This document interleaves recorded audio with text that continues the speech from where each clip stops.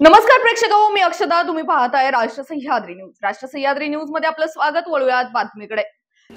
गुन्हे शाखा युनिट 2 कडील पोलीस हवालदार प्रकाश भालेराव यांना गोपनीय माहिती मिळाली की जेल रोडला कोठारी कन्या शाळेकडून बिटको पॉइंट कडे जाणाऱ्या रोडवर एका बँक कलेक्शन करणाऱ्या व्यक्तीला अडवून त्याच्यावर हल्ला करून पैसे हिसकावून घेतलेला इसम हे सिन्नर फाटा नाशिक रोड येथे हॉटेल रायबाजवळ लाल रंगाची ज्युपिटर व काळ्या रंगाची होंडा डिओ गाडी घेऊन येणार आहेत.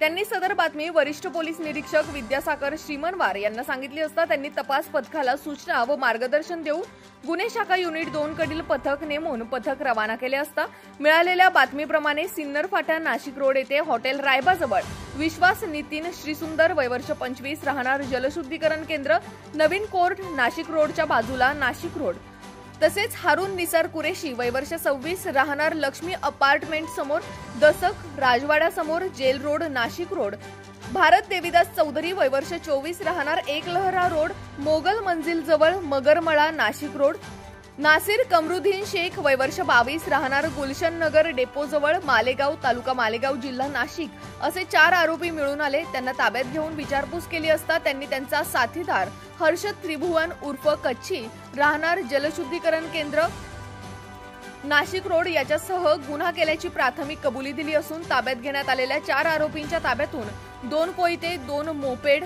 स्कूटर 3 मोबाईल व दरोड्यातील रक्कम 45,500 रुपये असा एकूण 1,82,500 रुपये किमतीचा मुद्देमाल हस्तगत करून दरोड्याचा गुन्हा 24 तासांच्या आत उघडकीस आणलाय.